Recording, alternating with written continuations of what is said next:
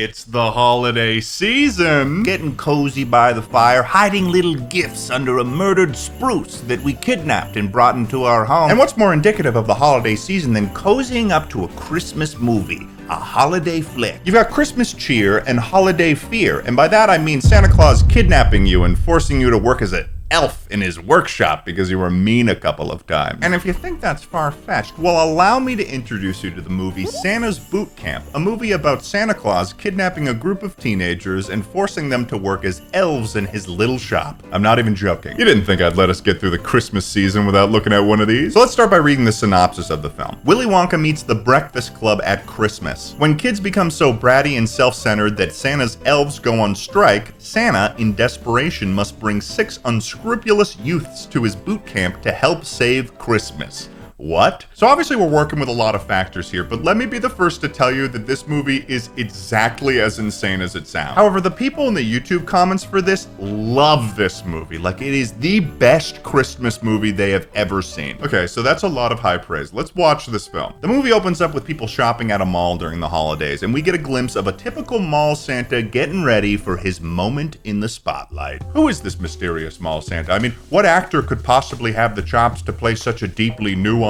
role?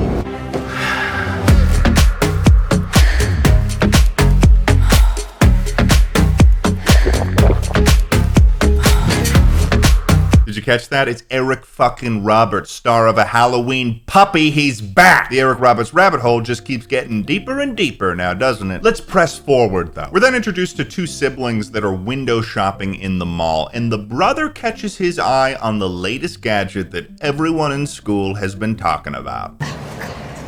Man. He's in awe over a baseball glove. Welcome to the year 1912. Sticks and hoops are out and the kids are listening to jazz, which is basically porn. But seriously, this kid is reacting to this baseball glove like it's a PS5. Man. The sister starts a fairly innocent argument for her brother being interested in baseball, but he takes her antagonism way too seriously. Come on, you know you suck at baseball. Shut up, Zoe. You know that I got all the brains and athletic ability in this family. You just got hit with the ugly stick. Okay, no you don't. And do you want to get hit with this instead? What the fuck? Why did his voice start echoing when he said that? Do you want to get hit with this instead? It's like he's Percy Jackson and he's summoning the power of Poseidon. You must be adopted. Adopted? I'm not adopted. I'm not Mother, adopted. look at those 2 children fighting. Adopted? Really? She's delivering this like normal sibling banter, and he's taking it like he's being handed a DNA test proving that he's adopted. I'm not adopted! He's being so defensive that I'm starting to think that he's actually adopted. Her insults also don't really make any sense unless she's also trying to insult herself. Yes, you are. By circus freaks. Meaning also that she is the child of circus freaks. Now, before we move on, what would be a holiday season video without, of course, talking about the sponsor of this video, which this time is Epic Games. This is a sponsor, I'm not even joking. The 4th chapter of Fortnite's Battle Royale is out now, where you can go forth into its new realm and discover all it has to offer. That's right, we're talking bigger and better biomes and points of interest. And now the map is about 40% smaller, which means you're getting faster paced matches, which means more epic gaming in Fortnite. You've got new ways to get around, like sprint vaulting over things. And they've given Fortnite a graphical overhaul with the power of Unreal Engine 5. Highly detailed architectural geometry. We're talking buildings being rendered in millions of polygons in real time. There's a lot of shapes. Also, they've added dirt bikes, which means you can do wheelies and also jump off a cliff and do tricks in the air. It's not gonna win you the match, but that's pretty cool. New reality augments that add balanced benefits to players to spice up gameplay. And Mr. Beast outfits are in the item shop now. And new medieval-inspired weapons with a futuristic touch are being introduced. Like the Shockwave Hammer, for instance. It lets you launch really far. And they got a whole lot of other weapons that you'll just have to check out for yourself when you try the new Fortnite Chapter 4 Season 1. And be sure to download with my link below. Thanks so much, guys, for supporting the channel by checking out the sponsor, and let's get back to the video. Ow, wow, wow, circus freak. Shut up! Circus elephants. Shut up, is that Fat Joe? Things are getting heated between these two, and the only thing that calms this intense exchange is when the mom comes in and tells them that they won't get to meet Santa if they don't calm down. Yes! Oh my God! Eric, please stop, okay? Otherwise, we're not gonna see Santa. all right? Come on. So how does this mom have the power to hold meeting a mall Santa over these two, like, 16-year-olds? Well, it makes a lot more sense when it's revealed that there are a lot of kids who are way too old to think that Santa's real, sweating at the chance to sit on his lap. For instance, this possibly 13-year-old that's asking Santa for a monkey for Christmas. I want a monkey that can speak Spanish. Problem with monkeys, they don't really speak a language that we know. They speak monkey. I thought they could do anything. He's talking about a monkey like it's a mythical beast that he's never seen before. You basically got a whole collection of teenagers that are here to see Santa. Some of them are insanely excited to see Santa. I am so excited to see Santa. And then you've got others that think it's the lamest thing in the world. This is so lame. I don't want to be here. I don't want to sit on that bozo's lap with this fake beard and polyester suit. Come on, Drake. This is lame, man. At the end of the day, though, they're all still here. How did they end up in a situation where they allowed themselves to be forced to be here? Some of them even make fun of other kids who think it's lame, like it's a taboo opinion to not believe in Santa when you're a junior in high school. Come on, Drake. This is lame, man. What? Afraid you're gonna be on Santa's naughty list? Even to the point where one character named Drake almost gets aggressive in defense of Santa. Just because you don't have a life doesn't mean I don't. Then leave. Look, man, I was just trying to... Nah. Leave. No one's stopping you. Even the parents are so into the concept of Santa that they become blissfully aware that their children have aged beyond 5 years old. Santa isn't real. Oh, really? But you're gonna sit on his lap and you're gonna love it. This entire scenario starts to get more and more tense, and the kids are asking for absurdly ridiculous presents from Santa. I want a swimming pool for Christmas. I really want a palace on a cloud. A gigantic pink limo with a mini mall inside. A pet dinosaur. Problem with dinosaurs, they're extinct. I would like a time machine. Private jet. Private islands See, I've been don't imagining- fit in sleighs. Why are they under the impression that these things are possible? Have they gotten stuff like this in the past? I would like to understand women. And then Drake begins to openly threaten this mall Santa because he didn't get what he wanted last year. You let me down last year. I'm so done. If I don't get what I want, you're gonna be in big trouble. Is this kid concealed carrying? It looks like he's got his hand rested on a Glock 19 he stole from his dad's gun safe. I better get what I want this year, Santa. Also, does this mall get this intense every year? Eric Roberts needs a security detail. He's going to die. While things are beginning to devolve, one of the elves that is standing next to the mall Santa turns out to be a real elf that's acting as an informant for the big man himself and is relaying intel to the North Pole showing how children are getting worse every year. And then all of a sudden, one of the anti-Santa teenagers reveals Eric Roberts to be a fraud, and they begin to swarm him, seemingly attempting to maybe kill him? It's a fake Santa! Get him! I'm real, I just don't have Almost immediately, word of the mob of children that is tearing this mall Santa limb from limb reaches the North Pole, and surprisingly, it becomes the catalyst for the elves to start union negotiations with Santa Claus. You do realize that this is it, right? Yeah. If we pull the trigger on this right here, right now, we could go on strike. There's already apparently some working rights issues with Santa, and this one elf named Diva is the leader of the elf union, I guess, and they call Santa to issue their demands. I gave you vision and dental last year. Can't imagine what it's gonna be this time. Is this movie gonna be anti-union? How did we get to that so fast? It's bigger this time. It's different.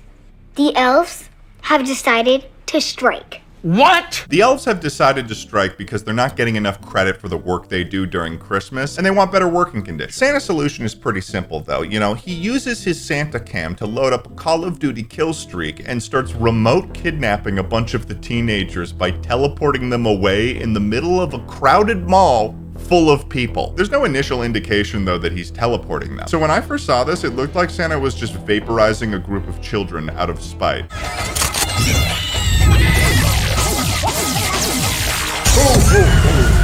Also, where are all the parents? Are they not horrified that they just saw their children explode into a cloud of fairy dust? This is insane. So the names of these teenagers that were teleported away are Drake, Cedric, Sarah, Casey, Johnny, and Zoe. And Santa greets these teenagers when they arrive and gives them a rundown of what's happening to them.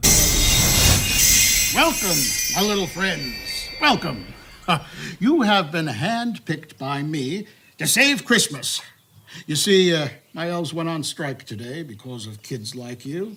So I figure it's only fair to recruit you to do their work. So Santa has kidnapped these teenagers for being dicks and is now going to force them to do the elves' work because they went on strike. Forced labor is already being established 12 minutes into the film. Another thing that's strange is that the location that the teens have been teleported to is implied not to be the North Pole when there's this interaction. Where is here? That, Johnny, is only for me to know. That phrase is only something a kidnapper could say to a victim. It's the only situation someone could say that. I think the reason they wrote this in, though, is because the establishing shot is very clearly a suburban McMansion in, like, North Carolina, which, to be fair, far more realistic place for Santa to be hiding out. But that's kind of crazy that Santa Claus has an off-the-grid black site where he forces naughty children to do unpaid labor because his other workers are striking. And to add that piece of lore in is especially wild because its only purpose is for it to make sense that they're not in the North Pole because they're shooting this in, like, North Carolina. So Santa puts the teens to work at his boot camp, with the elves giving them their first task, which is to shovel reindeer poop. The whole time that they're forced to do this task, they spend 90% of it either arguing with each other or trying to figure out various ways to escape. One example being when Drake tries to slip away, but they catch him on their security cameras and send their top elf bounty hunter named Skippy, who seems to have some sort of blacked out military record and is also dressed as a French painter. Who knew Santa was a psycho? Take that back! Santa is not a psycho! Skippy did a lot of time helping deliver presents in the 60s in Vietnam, so he's seen his fair share of action. Boot camps are voluntary. This is a slave labor camp. I didn't sign up for this. So Drake is supposed to be the mean one that causes friction, but throughout this movie, he's always making the most on-the-mark observations on what situation they're in. What the... You little twerp. Santa's not the only one with magic powers around here. That's impossible. I think we're past the point of earthly possibility here, Drake. You've been teleported here by Santa Claus, held here against your will, and you've acknowledged this as the truth. But when an elf does magic, that's where you draw the line. After this, the teens make multiple more attempts to escape the compound, only to be teleported back inside, and Santa decides to make it very clear to them that they are not going anywhere. Oh, my cranium. You guys just don't seem to get it. So let me try to explain this to you one more time. You were brought here to help with the grounds, to free up more elves to make toys. Again, regarding me, I implore you to reconsider. This is a big misunderstanding. I'm a good child, not a brat. That's Cedric, by the way. He's a know-it-all bastard that thinks he's a good person, but in reality, he's just snitching on everyone. So back at the Elf Union home base, we get an insane look into the lore of elves in this universe. The Union leader, Diva, is getting her nails done when an elf named Murray, who is wearing a yarmulke, comes up to speak to her. Murray suggests that the elves should bring the holiday of Christmas to all of the Jewish kids in the world in order to combine Hanukkah more with Christmas and to cut Santa out of the deal. We should include Jewish kids in the holiday.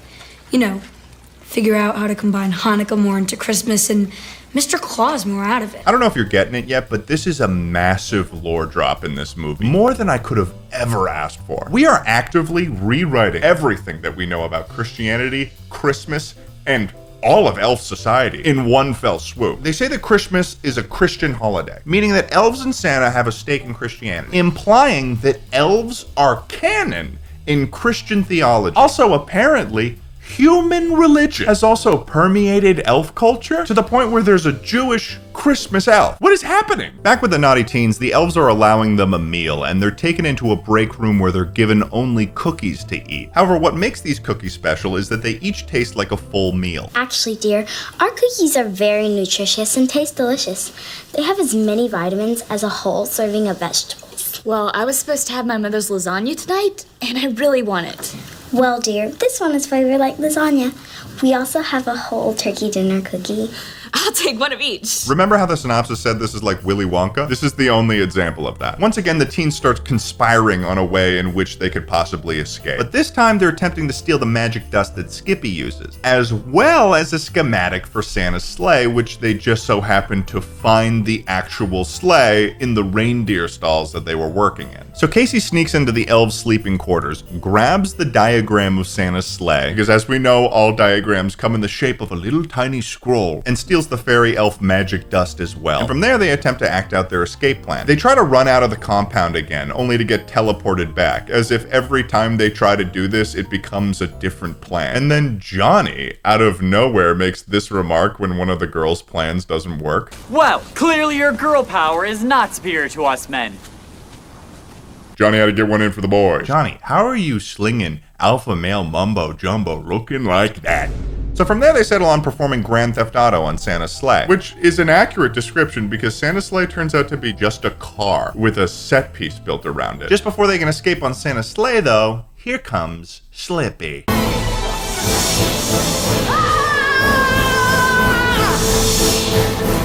And Santa arrives to chew him out. I have had enough of you brats. You're the reason I'm in this mess in the first place. I don't know if Santa's being very truthful here. That doesn't seem like a very fair assessment of the situation. Are you sure it's not because of the terrible working conditions that caused your elves to strike? Why is it the fault of these specific people? Also, you could just send them home literally at any moment with magic. As punishment for trying to escape on Santa's sleigh, the teens are now tasked with the job of determining who is naughty and who is nice. This scene obviously occurs in the McMansion's home theater. They're shown a moment from someone's life, and then the teams vote on whether or not that person is naughty or nice with the buttons on their chair. And they are shown some of the most vile examples of teenagers being just out of pocket towards each other. I didn't ask you to do my project for me. No, you blackmailed me. Yeah, a guy's gotta do what a guy's gotta do. I'm so nervous I could puke. You're going to be fine, I promise. No, you won't. You suck at everything. I have to point this out. In one of the examples, they reused an actor that was previously playing an elf. And it wasn't just a background character either. This child had speaking lines as an elf, and then they gave that same child speaking lines as a human child. However, things take a surprising Christmas turn when it's revealed that they have to vote on each other. And my God, these teens are not good people. Here's some of the things they did. Zoe's crime was she took a massive spoonful out of the center of a forbidden pie and then framed her brother for doing it by placing whipped cream on his doorknob. Also, they've got a picture of their dog on their fridge, and I think she's feeding it cocaine. Then they move on to Sarah's crime. What a non-subtle way to take a photo of someone. She was standing like 5 feet away from them.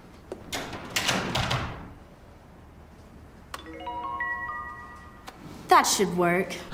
You're a cyberbully? Yeah, I guess I am. She said that like Sarah was a terrorist, and Sarah's acting like she's realizing that she's one too. Next, they show Casey's crimes, which occur in her ballet class. Casey is frustrated that she's not being recognized for her talents in ballet, which she makes clear within earshot of everyone in the class. I am better than every other girl in this room. I don't understand why I didn't get the lead. Because Brianna's very strong lately, and she deserves it. Brianna doesn't deserve anything. So she decides to take a thumbtack and place it on the floor so that one of the girls steps on the thumbtack.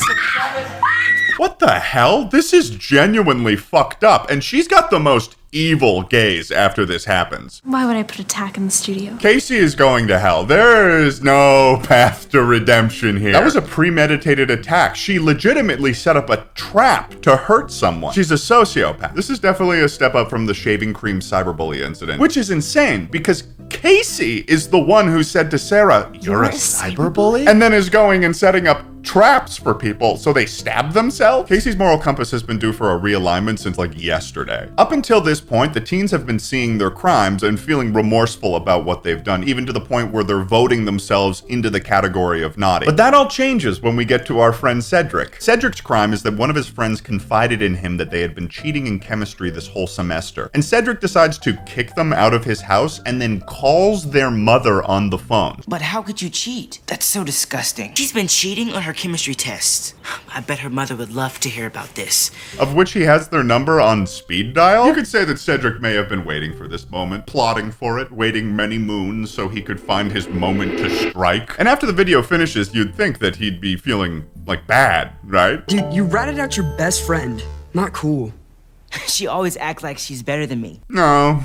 No, he's not. He is beaming with pride. He doesn't have a remorseful bone in his body. This kid would sell his mom to the Taliban if it meant he'd get his fill of drama. He is a bastard. Look at his face! Have you not been getting the theme of this exercise, Cedric? This isn't your highlight reel, Cedric. This is an episode of Dr. Phil and you're the patient. And after everyone tries to convince him that he's naughty, Cedric does the unthinkable and pleads not guilty to being a naughty little boy. So most of the teens exit this theater having learned a valuable lesson about their behavior, but Cedric cannot and will not believe it.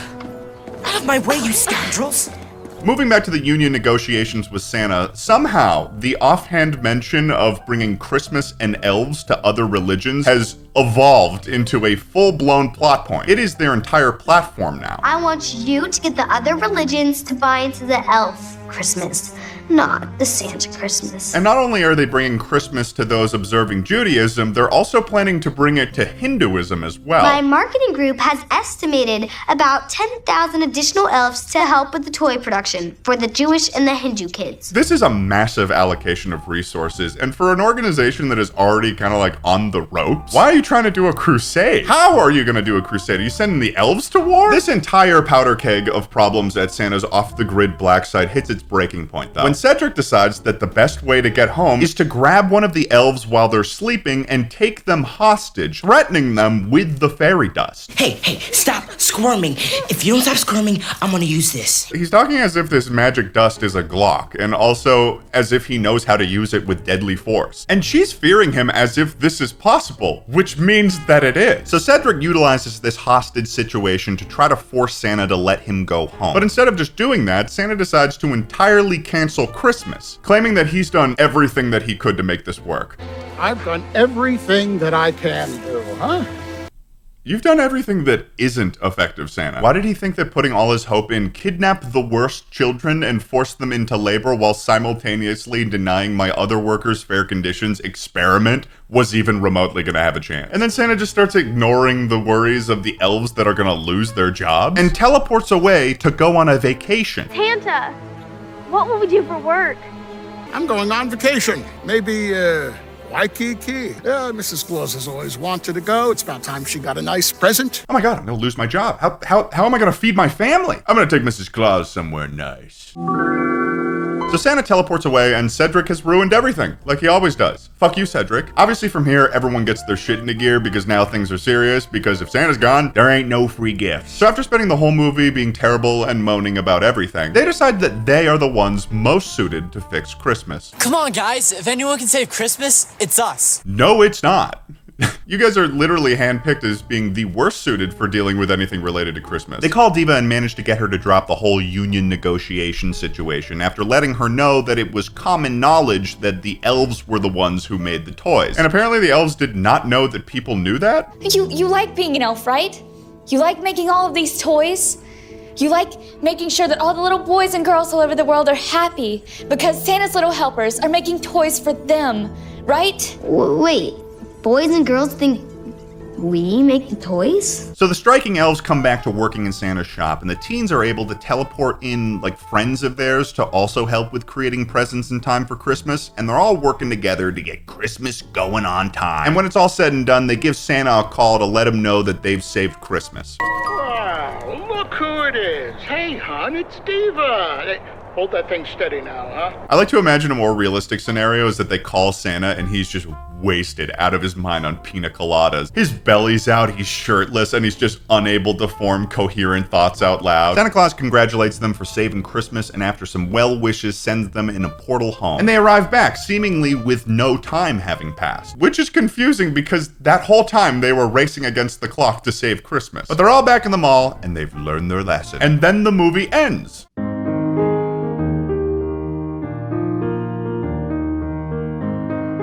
What? This story is supposed to have a moral at the end? The absolute audacity of that. How dare they? You kidnapped kids and forced them to work for days. This story is something that you'd read to a child in the Industrial Revolution so he'd go back to the factory and get over his whooping cough. Happy holidays.